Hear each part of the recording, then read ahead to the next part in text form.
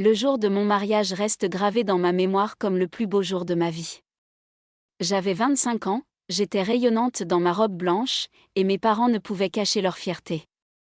Samuel, mon mari, incarnait tout ce dont j'avais rêvé, beau, intelligent, et respecté dans notre communauté. La cérémonie fut somptueuse et notre union semblait bénie par le ciel lui-même. Quelques mois après notre mariage, Samuel découvrit une nouvelle passion pour la religion. Ce qui commença comme une simple curiosité se transforma rapidement en dévotion intense. Il passait de plus en plus de temps à l'église La Lumière Divine, dirigée par le pasteur Emmanuel. Le pasteur Emmanuel était un homme charismatique qui savait captiver son auditoire. Ses sermons attiraient des centaines de fidèles chaque dimanche, et son éloquence naturelle charmait tout le monde. Samuel fut particulièrement touché par ses prêches et commença à s'investir davantage dans les activités de l'Église. En peu de temps, mon mari devint le bras droit du pasteur. J'étais fière de voir Samuel s'épanouir dans ce rôle, ignorant alors que cette ascension spirituelle marquerait le début de notre descente aux enfers. Les premiers signes de changement furent subtils, presque invisibles. Samuel rentrait de plus en plus tard, prétextant des réunions de prière et des séances de planification pour l'Église. Au début, je ne m'en inquiétais pas, heureuse de le voir si investi dans une cause noble. Nos moments d'intimité se faisaient plus rares, remplacés par de longues conversations sur la vision de l'Église et les projets du pasteur. Samuel semblait vivre dans un autre monde, où seules les activités religieuses avaient de l'importance. Même nos repas en famille étaient ponctués de références bibliques et de discussions sur la congrégation. Les appels téléphoniques mystérieux commencèrent à cette période. Mon mari s'isolait pour parler, baissant la voix et changeant de ton. Quand je lui posais des questions, il répondait qu'il s'agissait d'affaires confidentielles de l'Église. Notre maison, autrefois havre de paix et d'amour, se transformait peu à peu en annexe de l'Église. Des réunions improvisées s'y tenaient régulièrement, remplissant notre salon de fidèles que je ne connaissais pas. Le parfum des encens et les chants de louanges remplaçaient l'odeur de mes petits plats. Je commençais à me sentir étrangère dans ma propre demeure, spectatrice d'une pièce dont je ne comprenais pas le scénario.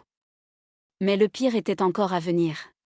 La nouvelle de ma grossesse aurait dû être un moment de joie pure. Après 3 ans de mariage, nous allions enfin fonder notre famille. Quand je l'annonçai à Samuel, sa réaction fut étrangement tiède, comme si cette bénédiction n'était qu'une contrariété dans son emploi du temps chargé. C'est à cette période que les premières femmes commencèrent à apparaître. D'abord discrètement, puis de plus en plus ouvertement.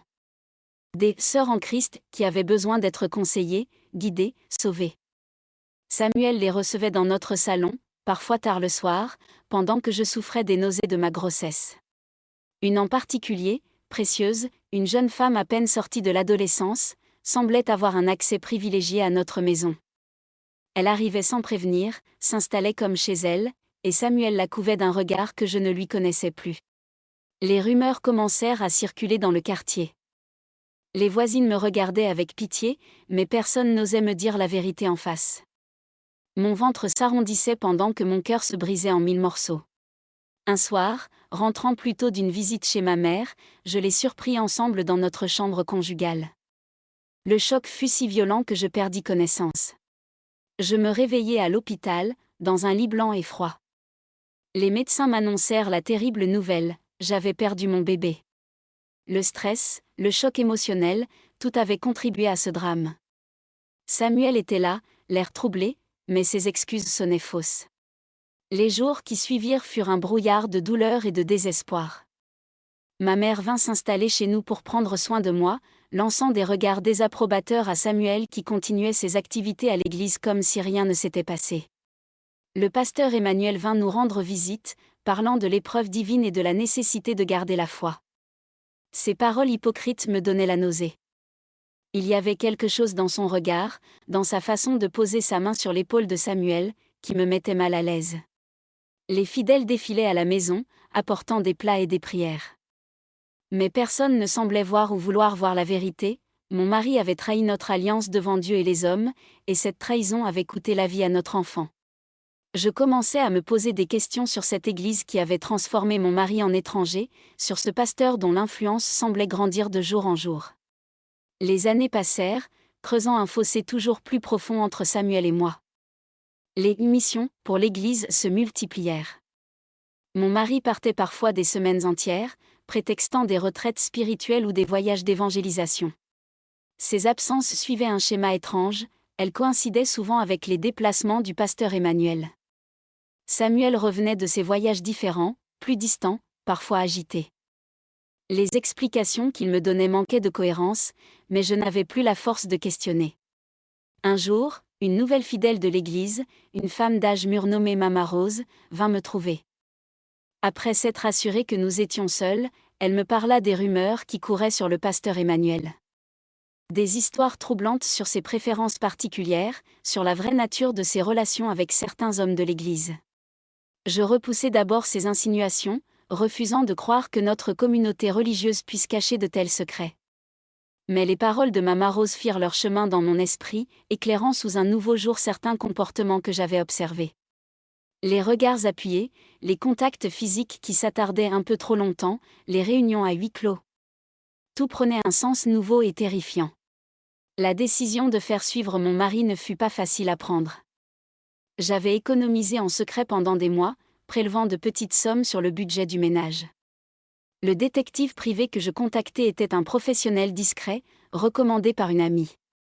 L'enquête dura plusieurs semaines. Chaque jour était une torture, imaginant ce que le détective pourrait découvrir. Je continuais ma routine quotidienne, servant de façade à une vie qui n'était plus qu'un théâtre d'ombre. Samuel ne se doutait de rien. Il continuait ses missions, de plus en plus fréquentes, toujours en compagnie du pasteur Emmanuel. L'Église prospérait, attirant toujours plus de fidèles, ignorant des secrets qui se tissaient dans l'ombre des autels. Le détective me tenait régulièrement informé, mais ses premiers rapports ne révélaient rien de concluant. Des réunions, des visites à des hôtels, mais rien qui ne puisse confirmer mes soupçons. J'étais presque prête à abandonner. Puis vint ce jour fatidique où il me contacta en urgence, me demandant de le rencontrer immédiatement. Les photos étaient sans équivoque. Dans une chambre d'hôtel de luxe, mon mari et le pasteur Emmanuel, dans des positions qui ne laissaient aucune place au doute. La date sur les clichés correspondait à la dernière mission de Samuel. Je m'évanouis dans le bureau du détective.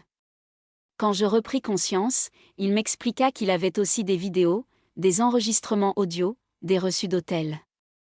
Un dossier complet qui documentait une relation qui durait visiblement depuis des années.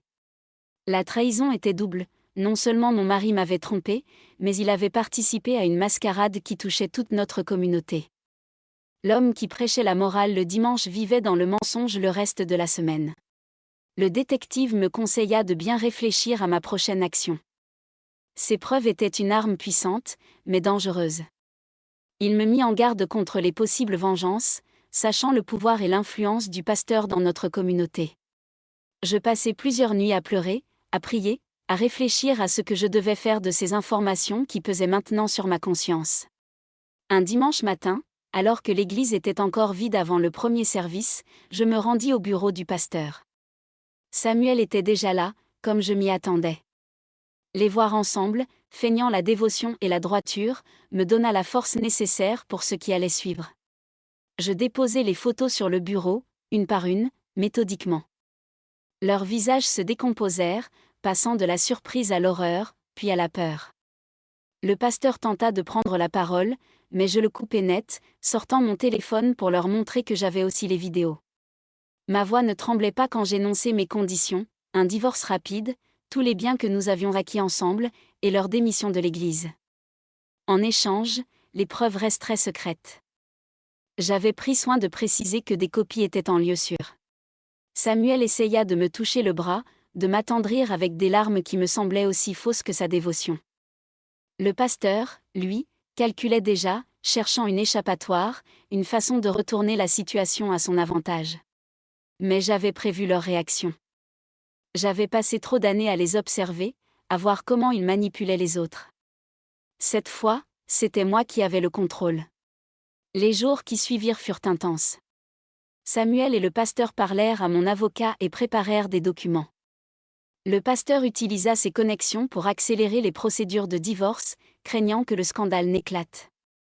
Samuel signa tous les papiers sans discuter, me cédant notre maison, nos comptes en banque, même la voiture qu'il chérissait tant. Le pasteur supervisa tout, s'assurant que chaque détail était réglé selon mes exigences. Ma famille ne comprenait pas cette soudaine générosité de la part de mon mari, cette volonté de me céder tous nos biens. Je leur dis simplement que c'était sa façon de se faire pardonner ses infidélités, laissant dans l'ombre la véritable nature de sa trahison. Les fidèles de l'Église commencèrent à poser des questions sur mon absence au service. Le pasteur inventa une histoire sur mon besoin de retraite spirituelle, pendant que les papiers du divorce étaient finalisés en un temps record. Je gardai le silence, honorant ma part du marché, mais conservant précieusement les preuves qui avaient permis ma libération. Libre de mes chaînes, je commençai une nouvelle vie. La maison que j'avais obtenue dans le divorce, je la vendis pour m'installer dans un autre quartier, loin des regards compatissants et des murmures. Les ressources financières que j'avais obtenues me permirent de reprendre mes études, un rêve que j'avais abandonné en me mariant. Je choisis le droit, peut-être inspiré par mon expérience récente, voulant aider d'autres femmes à se sortir de situations similaires. Certaines nuits étaient encore difficiles, hantées par les souvenirs et les questionnements. Comment avais-je pu être si aveugle ? Comment tant d'années de ma vie avaient-elles pu être basées sur un mensonge ? Mais chaque matin, je me levais plus forte, plus déterminée. J'appris à me pardonner ma naïveté, à accepter que parfois les plus grandes trahisons viennent de ceux en qui nous avons le plus confiance. Ma famille finit par accepter ma décision, voyant comment je m'épanouissais dans ma nouvelle vie, loin de l'ombre de l'Église et de ses secrets.